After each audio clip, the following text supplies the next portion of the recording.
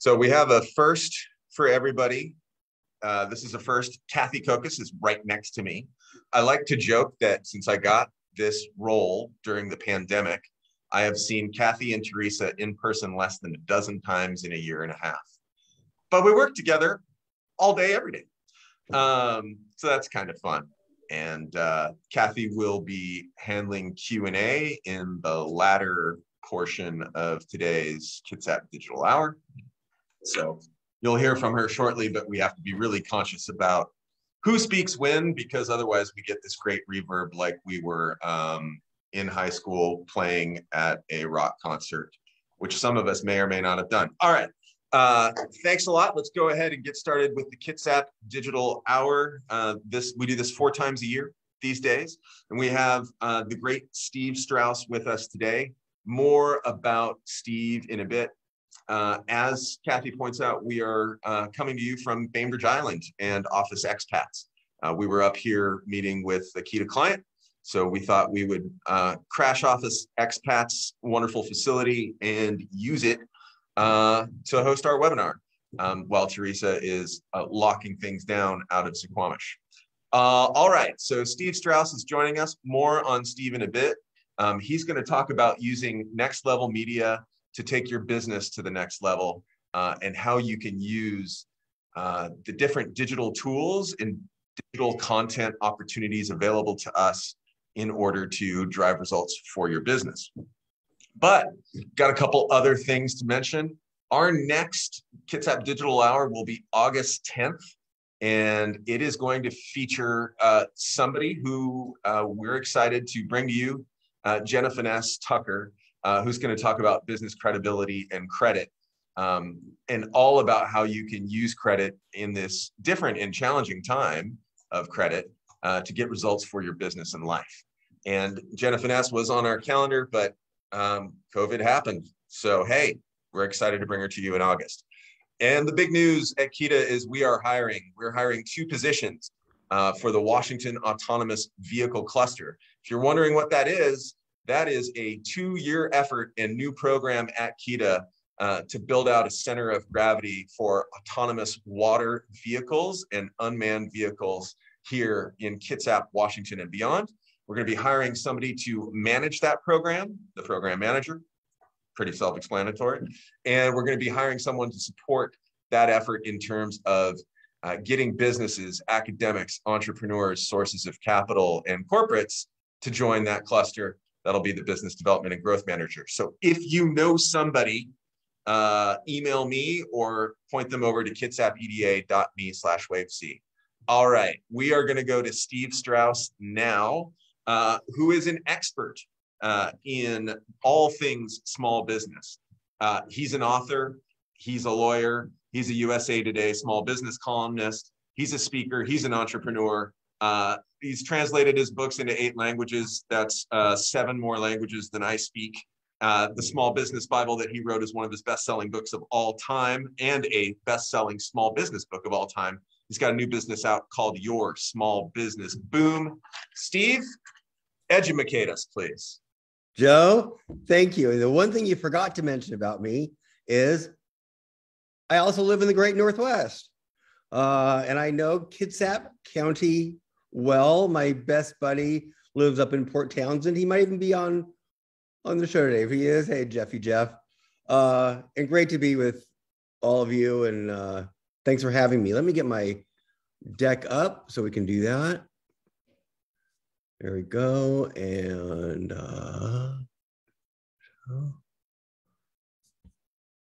there we go.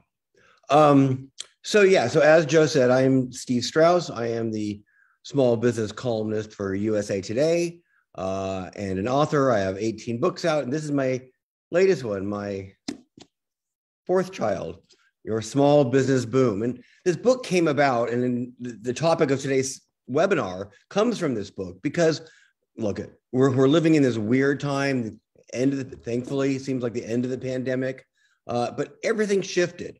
I'm kind of reminded of that scene from Seinfeld where, to date myself maybe or maybe not, the gang is in the coffee shop and George is sitting there lamenting his life to his, as usual. And there's a beautiful woman up at the counter, and Elaine notices the woman kind of glanced at George, and she says, "Hey, George, go up and talk to him. Go up and talk to her." And he says, "Elaine, fat, bald men who live at home with their parents can't go up and talk to strange, beautiful women." And Jerry says, "Well, if everything you do is wrong, then maybe doing the opposite is right." And George said, "You're right. Instead of tuna on toast, I'm going to get chicken salad on rye. And I'm going to, instead of not talking to her, I'm going to go up and talk to her." And he saunters up to the counter and he sees the woman and he says, "Hello, my name is George. I'm unemployed and I live with my parents." And she looks up and smiles and she says, "Well, hello, I'm Victoria." Right? And the whole episode is about doing the opposite. And so I'm reminded of that because I do think in this post-pandemic world, doing the opposite is kind of what we need to do right now if we're going to get attention, get people to notice our business, grow our business. Right? I love small business. I grew up in a small business household. My dad had one carpet store and he turned it into 14 carpet stores. And 14 got too big for him and he went back to one carpet store, a giant carpet warehouse, right? And I've owned 4 businesses, 3 of which have been successful, right? But I did learn a lot from that 4th one. And here we are now in a different world, all right? And it's kind of, the Clash kind of said it best. Should I stay or should I go? I'm not going to sing it for you. Sorry. Hello, Kitsap County. Should I stay or should I go? If I stay, there will be trouble. But if I go, there will be double. The idea is you've got to do something different. If you stay where you are, if you keep doing what you're doing, you're going to get the same results. And the problem with that is everybody has changed. Habits have changed. Everyone's doing something different now. So if you want to boom your business, you have to go where the eyeballs are. Check out these stats. I'm going to be sharing maybe a few too many stats with you today, but they're pretty interesting and they tell the tale. Right. So online sales grew by 36% over the last 12 months. Not surprising. Right. And look at this stat. 70% of consumers said they prefer shopping online. Only 41% said that pre-pandemic. And of course, nobody wants to go back to the office. So what does that mean for you and your business? What does that mean for me and my business? What does that mean for small business? Well, I think it means you have to be on the right side of what I call the digital divide. Now, here's a famous quote by Wayne Gretzky. It's almost cliche by now, but it's, cliches are cliches for a reason, I think. And this one is true. I skate to where the puck is going to be, not where it's been. I skate to where the puck is going to be, not to where it's been. And that is the idea, right? If we keep doing business the same way we've been doing it, we're going to get the same results. But if we follow the trends, and what are the trends? We just saw them. They're online. And it's not just e-commerce, right? What we're going to talk about today, well, here, let's get to that slide. We're going to talk about 4 different ways, 4 different tools that you can use to grow your business, right? That resonate with people today, that resonate with consumers, customers, potential customers. One is to create your own podcast.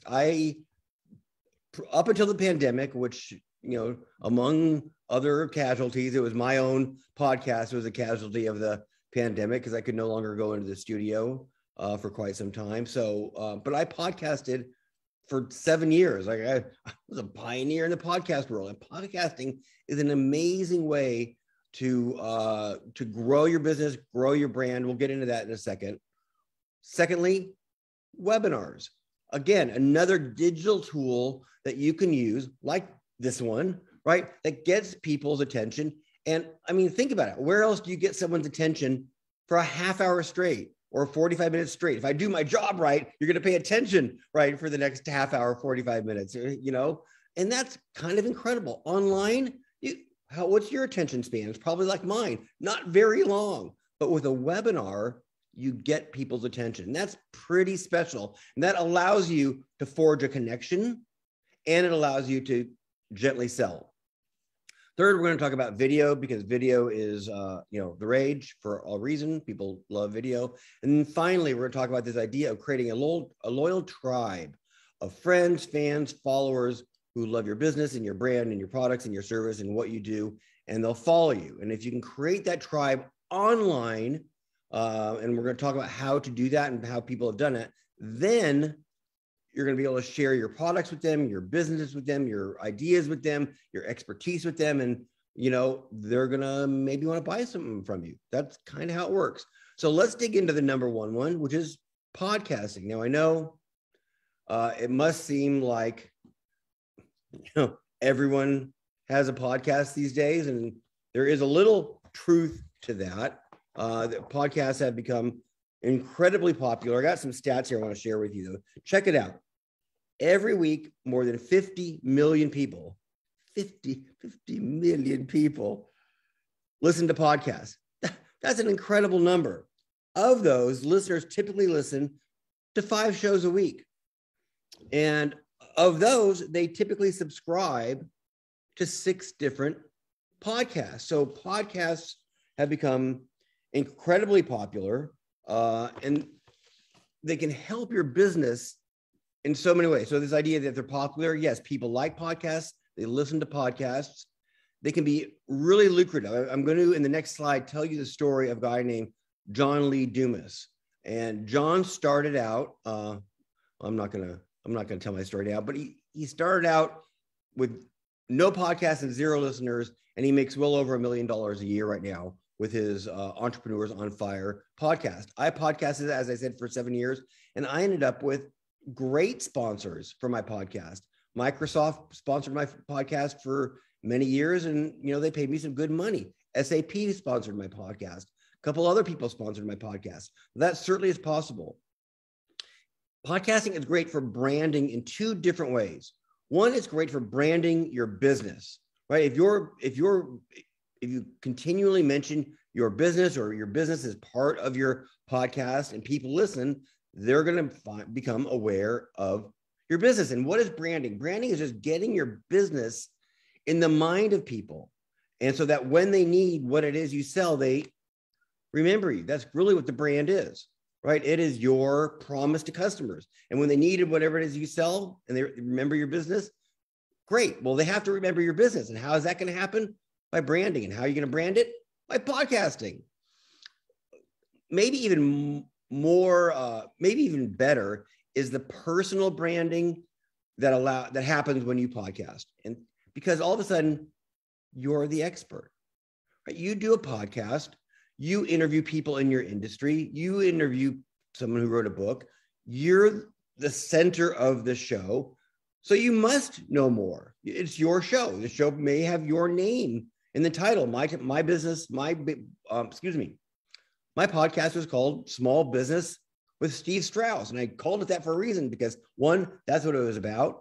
2, it was good branding for me. And 3, I want people to associate my name with small business, because I write small business books. I write for USA Today. I consult with big companies about small business.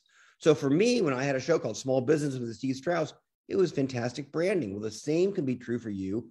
You're going to be seen as the expert. People are going to want to seek you out. They're going to think you know more, and you probably do know more, right? So you'll get industry recognition, and also launching a podcast, easy and affordable. And we love that.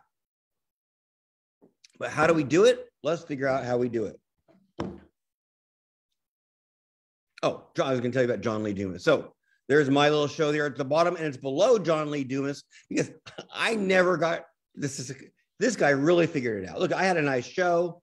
I had a lot of guests. I podcasted for 7 years. I had sponsors. This guy makes $1 million a year. $1 million. No, he makes more than that. I'm going to tell you. Let me find this for you. So John started his show, Entrepreneur on Fire, in 2014. And he did that after he had graduated college, did a semester of law school that didn't fit him. He did 2 tours in Iraq, came back, tried working with a startup with somebody, trying to find his place in the world. And then he thought, and this is 2012, 2013, like, what is it I love? And even then podcasts were new, but they were out there. He said, I really enjoy learning. I really enjoy listening to podcasts. I'm going to launch a podcast. Well, what's my podcast going to be about? Well, I love entrepreneurship. I'm going to do and his was different. And this is important. He decided he was going to do a show every day about entrepreneurship, about entrepreneurs and entrepreneurship. And so that is what he did. Well, these days he gets more than 1 million downloads every month. And he, on his website, on this Fire Nation website that you're looking at right there, he has a running stat sheet every month of how much money he makes. It's an amazing thing. And when I wrote my book, Your Small Business Boom, branding, the podcast has made him $14,575,435. And that was as of about 8 months ago when I wrote that chapter. Now that's incredible. So how does he do that? Well, his show became so popular that he got a lot of sponsors. So the sponsors pay him a lot of money because they want to reach, and look at his audience is entrepreneurs and small businesses. That's a lucrative audience. So people pay to reach his audience. So he created this great show. No one gave him permission to do it. He just did it, right? And if you go to his website, you can see his balance sheet and he shows you where he breaks down. It's an amazing thing, truly, where he makes all of his different money every month. It's subscriptions, it's sponsorships, it's e-learning, all sorts of different ways. So podcasting can be very lucrative. And look at this guy. He's created an incredible career for himself. He has a best-selling book last year, and he did it because he decided to start a podcast. So how do you do it? Well, here's how you do it. One, you decide on a topic. So whatever it is that you do or that you're interested in that would dovetail well with your business, that's going to be your topic. Then you need to decide on the format. Are you going to do interviews? Are you going to do features, a bit? Are you going to have commercials? Are you going to have bumper music? Like, think about a radio show, and that's really what your podcast is. And you want to format your podcast in that style. So when I did my podcast, which we are restarting here pretty soon, we had a little intro, and then I gave a little, we had some bumper music and welcome to Small Business with Steve Strauss.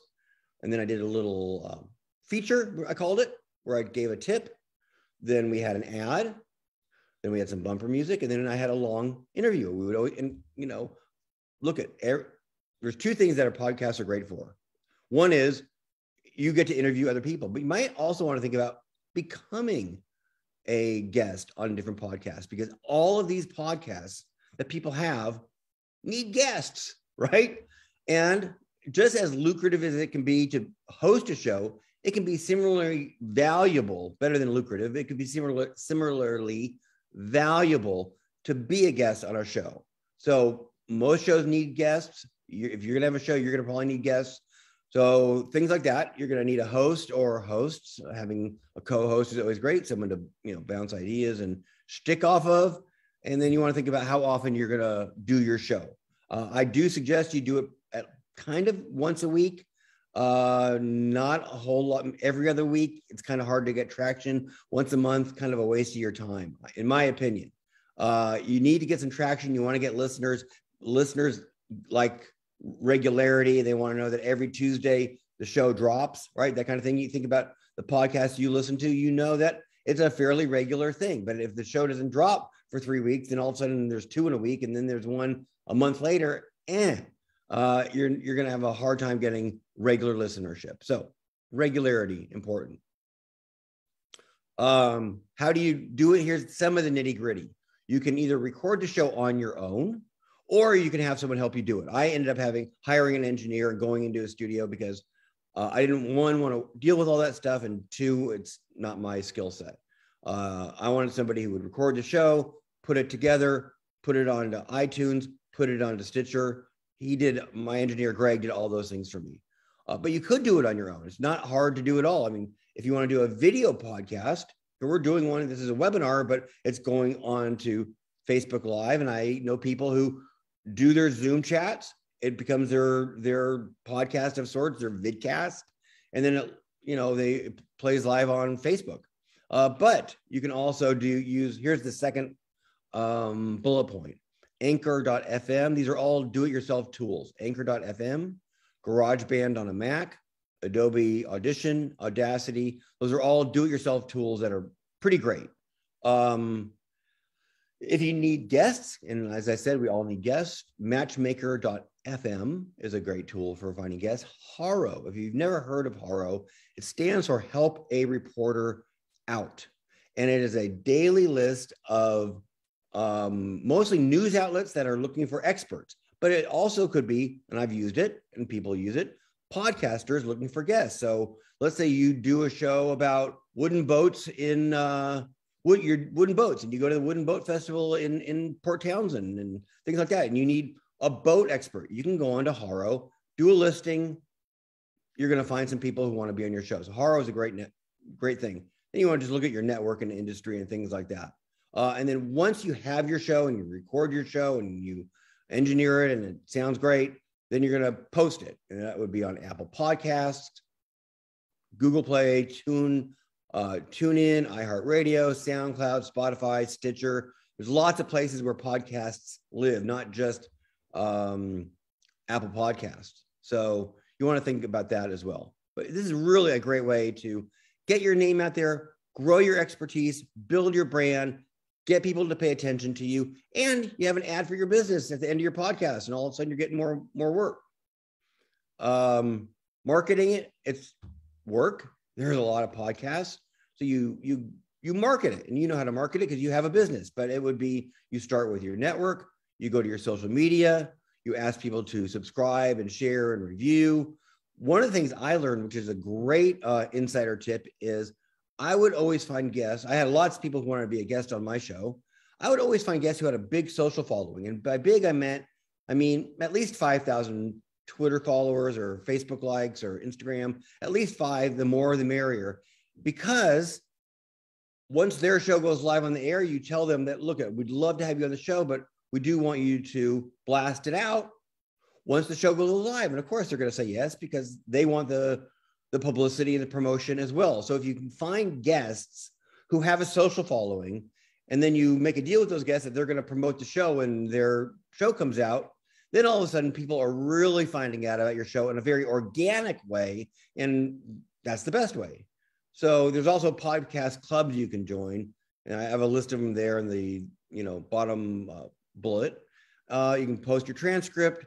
And as I said, consistency is key. Getting the word out is key. People aren't going to just discover it on iTunes or something like that. There's too many now. You're going to have to do the work of getting your podcast out there and getting people to pay attention to it. That's what works.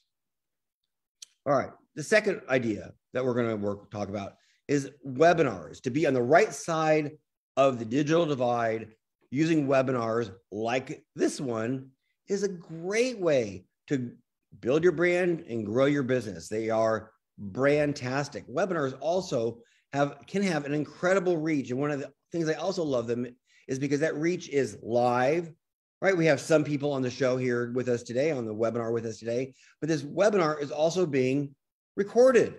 And very often, usually I would say, more people watch the recording than they do the live event. Like I do a lot of webinars with a group called SCORE. SCORE is a great organization, great friend of small business. You probably know SCORE.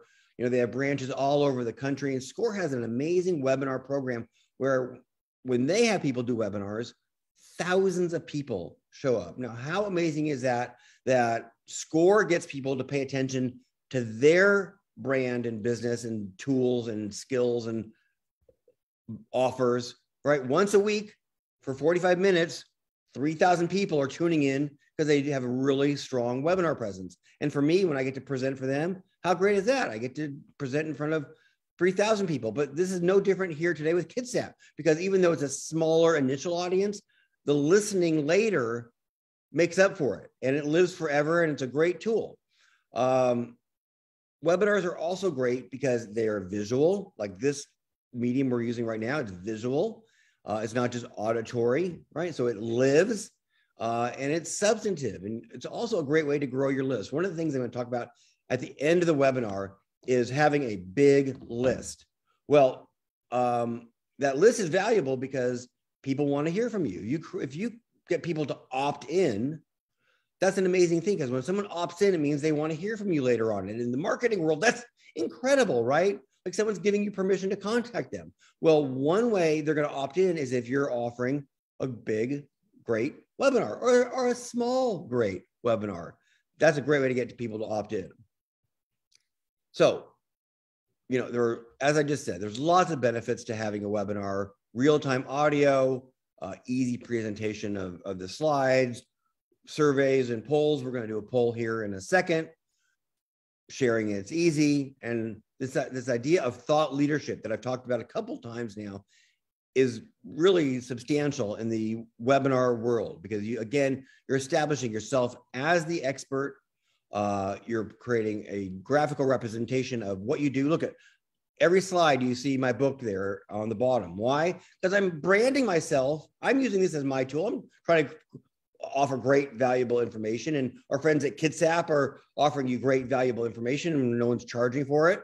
But I do know that this is an opportunity to talk to people. And so I want you to know, hey, I got a book out. Well, I only mention that, one, because I want you to buy the book, but two, because I want you to do the same thing, right? Because you just do the same thing with your business, whatever it is you sell, whatever your expertise is. If you're a chiropractor, right?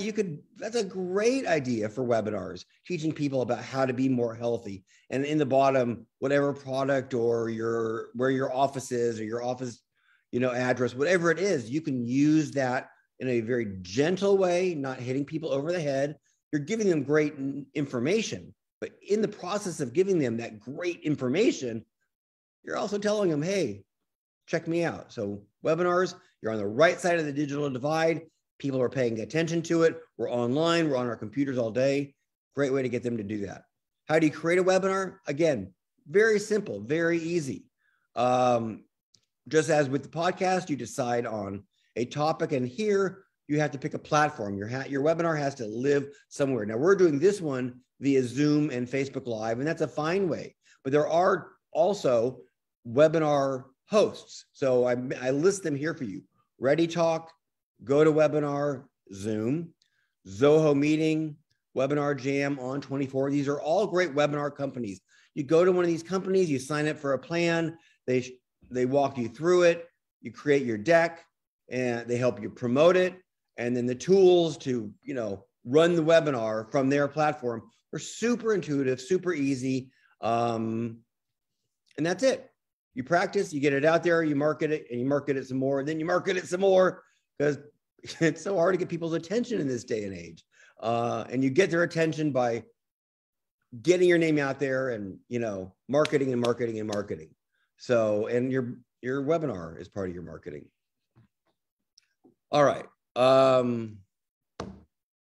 So, there's all sorts of ways to do a webinar. To deep dive a little bit more is you could create even a webinar course. This is a new trend in business.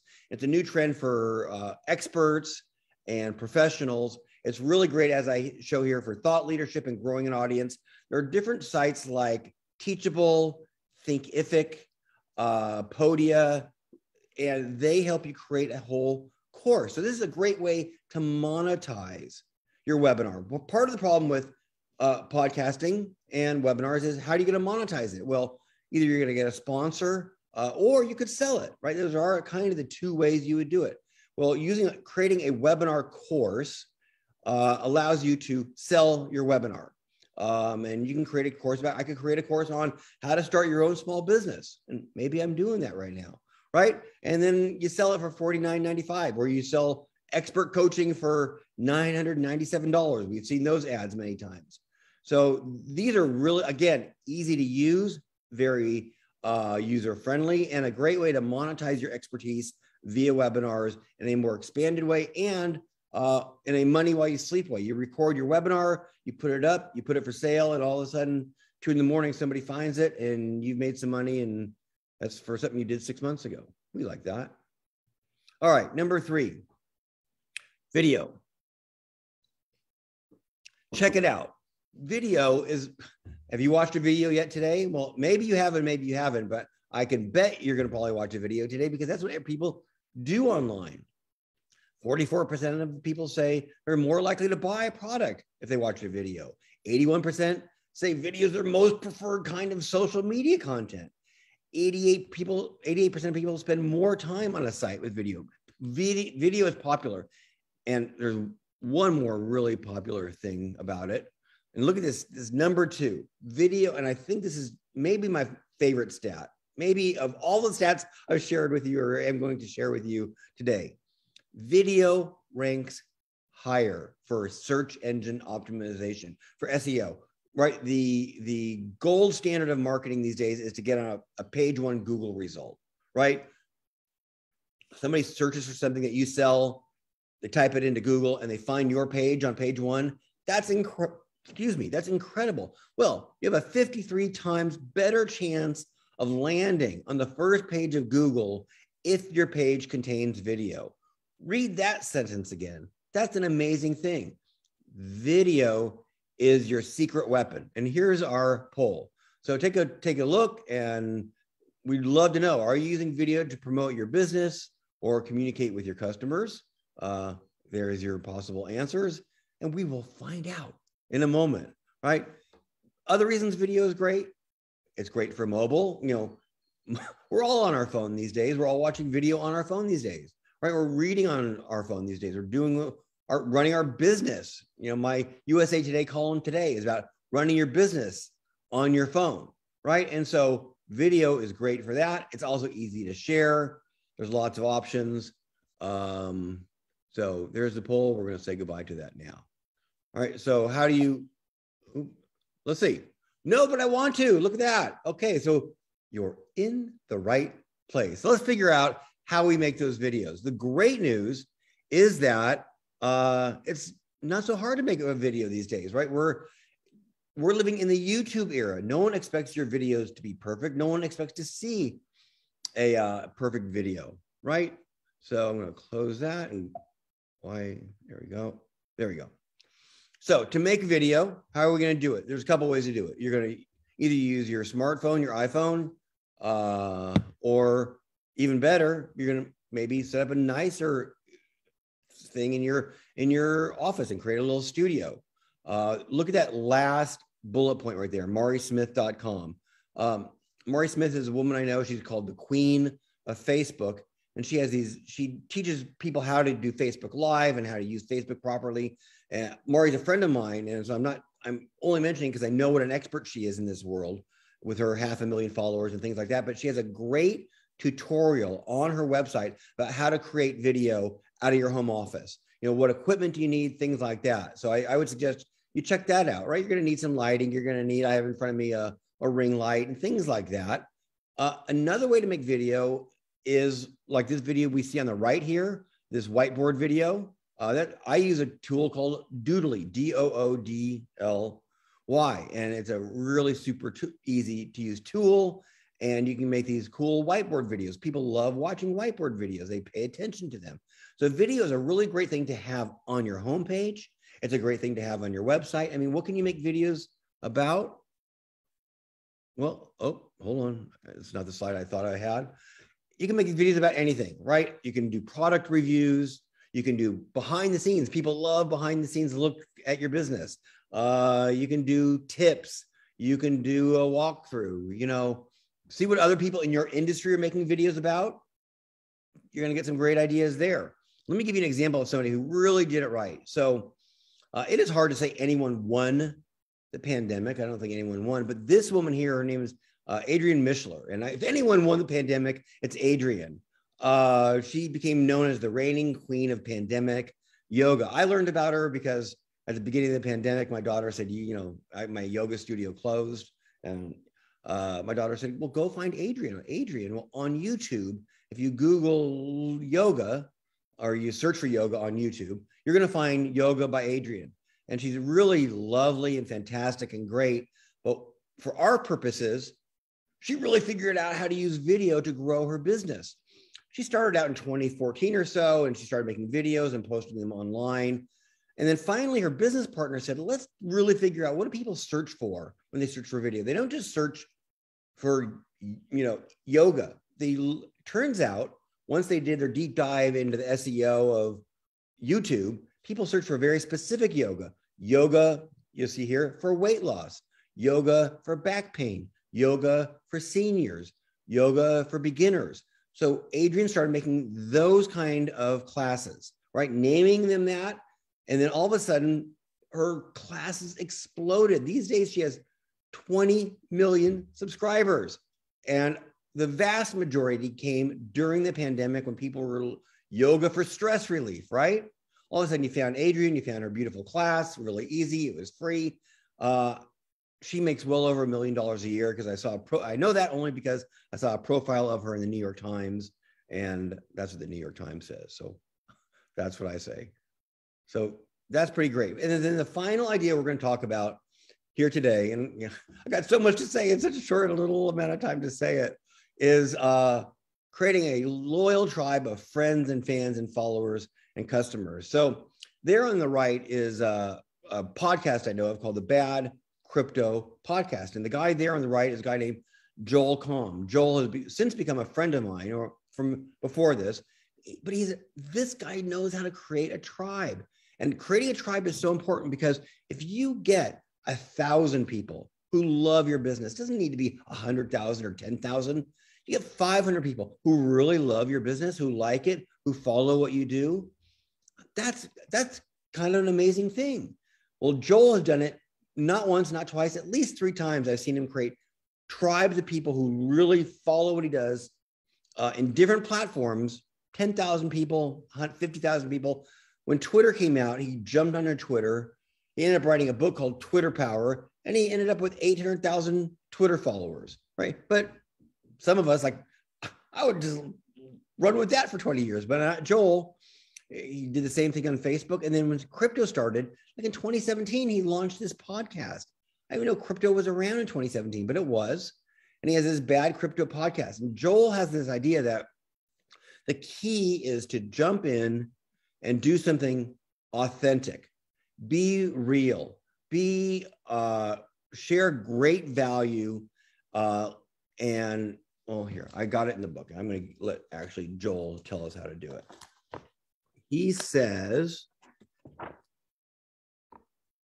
when my partner Travis and I decided to launch our Bad Crypto Podcast in 2017, we just jumped in. We had never done anything like this, but that didn't stop us. We jumped in, okay? They just jumped in.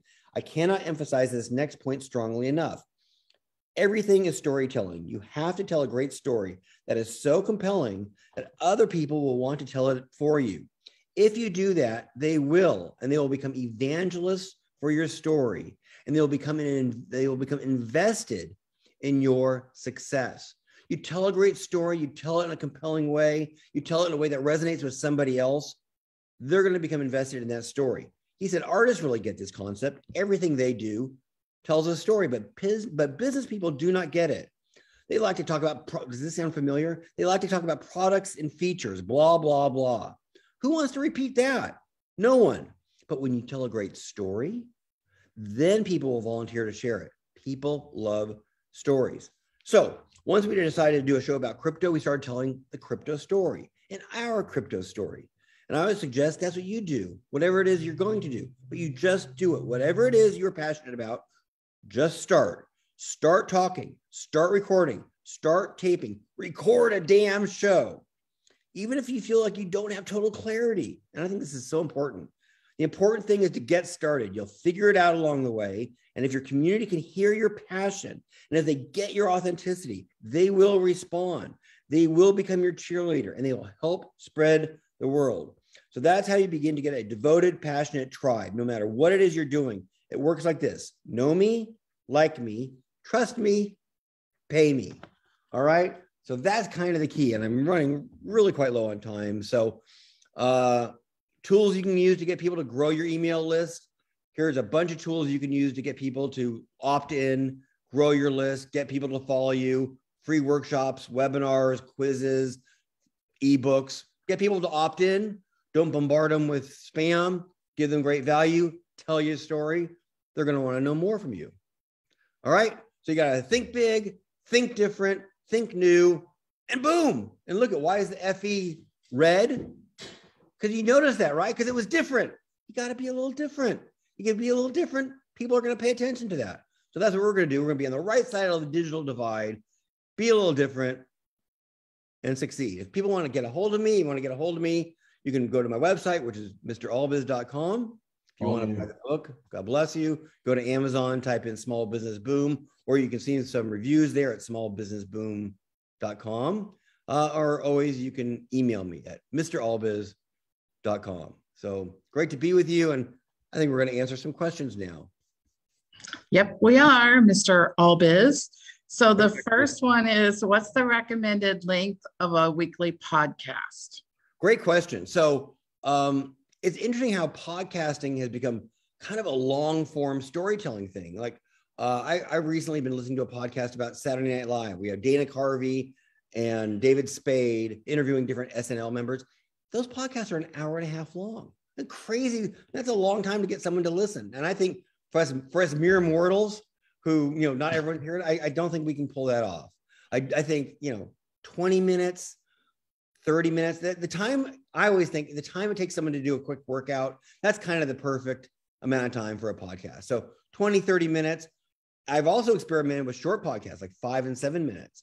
That works too, right? I think we are in the era of short attention span theater, and we got to keep that in mind. So not an hour and a half, shorter, better. Yeah, I confess, when I'm looking for a new podcast, I look at the length, and if it's over 15 minutes, I'm like, no, not today. Right, exactly. Okay, the next one is, any tips for advertising a webinar to build attendance? Yes, I do have a good tip for that. So one of my last slides that I had to pound through too fast, I had a picture of something called ClickFunnels. And ClickFunnels is this thing where you can get people to learn about your webinar or your podcast. They go onto the website, you give them a little freebie, they maybe pay $1 for it, and then you build your funnel out, and you sell them something. So the idea is advertising works. Maybe you want to buy $100 worth of ads if you're going to run a webinar, right? And especially what especially works is you sell something really inexpensively, right? Maybe something for $1. You want to get someone to, learn about your business. You can either sell it at a loss leader for $1 or something, and they can taste it, right? We've all seen those things. Or you just advertise it, right? And it works. And if you just do pay per click, well, you're only paying. Pay per click's amazing, because it used to be you had to put an ad in the newspaper or the radio. I'm really dating myself, or on television or something like that, and pay for millions of people to see your ad. Well, no, really only you want 50 or 100 people to see the ad. Now with pay per click, only people who see your ad, like your ad, click on your ad, and go to your website do you have to pay for. It's a revolutionary idea. So I think pay per click, when you micro target those exact people who want to buy what you're selling, is the way to go. Some inexpensive advertising on Facebook, on Google, can make a huge difference. Cool. I know Doug had a question. He had his hand up earlier. So Doug.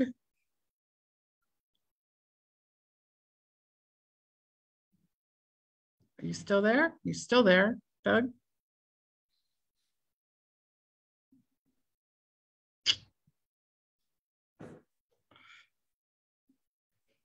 Other questions, folks? Oh, here's another one. Any tips for advertising web? Oh, no, that's not the same. That's the same one. Sorry. Right.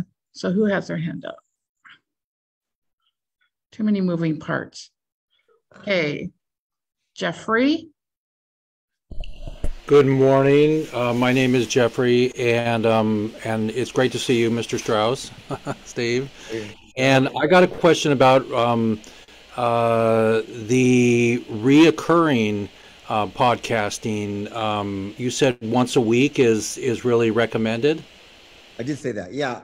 Because you want people, you want it to become a habit. I think that's really kind of the key, right? And if you think about podcasts you listen to, same thing for me, you kind of get into the habit of doing it. And if you don't do it on a regular basis, people will fall out of the habit. So that's why I recommend. Now, once a week might be hard, but it has to be on a fairly regular basis is really the point I'm taking. But I do think if you go every 2 weeks or every 3 weeks, it's almost too random for people to make a habit out of it. So that's why I recommend. You mean like grabbing a cup of coffee? They're going to do that every morning, and if they know your show is on Wednesday or Thursday, they'll make time for it.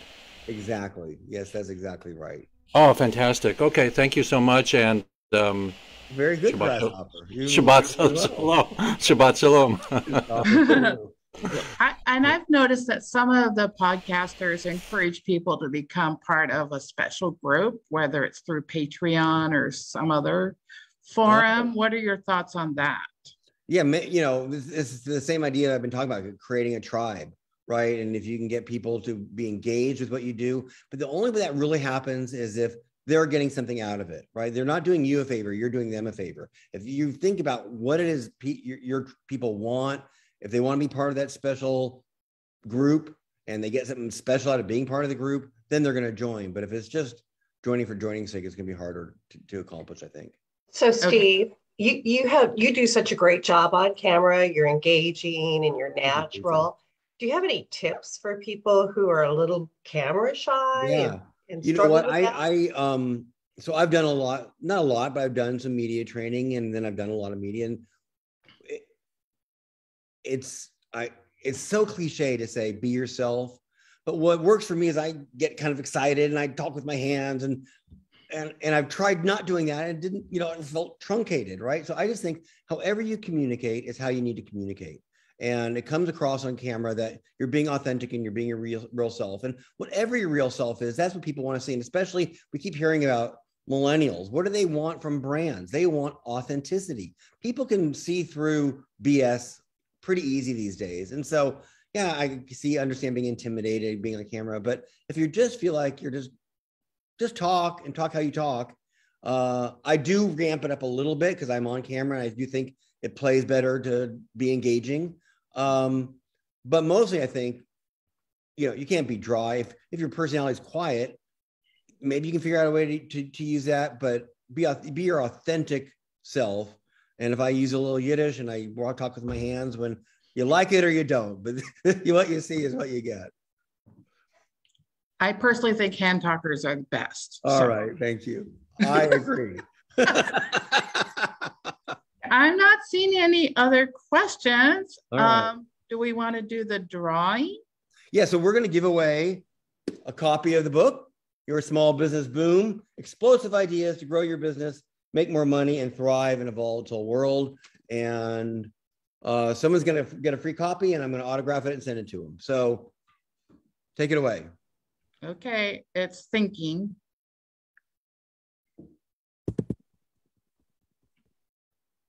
The winner is Devin Craig. Okay, congratulations, Devin Craig. So Devin, if you would give us maybe in the chat an address, or maybe you have my email address. If you want to email me, if you don't want to put it publicly, whatever you want to do, get us your address somehow, and we'll get you a copy of the book out to you. Very cool. Yeah, Devin, or reach out to Kita. We'll get it to you once. Oh, there you go. You can just email Joel as well. Will you guys copy that down for me? That's Joe. So Devin, we will have Devin's contact info and the Zoom info. We can reach out to him that way as well. Okay, so do you have any final thoughts before Joe butts in here and tries to close this? No, you know what? Thank you to Kitsap County for doing this. This is what a great service you're giving people, and thank everyone for taking the time out of your busy day to hang out with me. I really appreciate that. Thank you so much. Thank you. Okay, hoping for the best. It's a little awkward. Kathy's right next to me. Thank you, Steve, for the wonderful work that you have provided and the insights you've given us today here in Kitsap. And hey, snow in Portland, who knew, right? Right, in April. Yeah, we had sleet and we're supposed to have snow and we don't know what we're doing. All right, we run a government contracting program called PTAC, the Procurement Technical and Assistance Center. The bottom line is that if you own a small business, this organization and program of Kita's is here to help you get more work with a variety of government entities, everything from municipalities to county to yes, naval-based Kitsap. So if you want to meet people and learn more about that, the May 4th one is going to be online, 8 to 10. You can find out more at kitsapeda.org/PTAC. And keep in touch with us. Remember that your dollars spent locally go 3 times as far. And as things continue to open up, fingers crossed, look to spend your dollars here in Kitsap, especially at our small businesses where everything counts. And that's pretty much it for us. We will be back on August 10th. We do thank our partners at the Small Business Development Center, of course, who we work with. If you have ideas, just reach out to myself, Kathy, or Teresa. We're here to serve you and serve our community. Steve, thanks again. And if you're a KEDA member, keep the afternoon of June 9th free. We're going to be talking about tourism in Kitsap. We're going to be talking about also the things that are happening in Bremerton with one of its premier developers. And if you're not a KEDA member, definitely email me. All right. See you folks later. Take care. Steve, thanks again. So long. Thank you, Joe. Thank you, everybody. Bye-bye.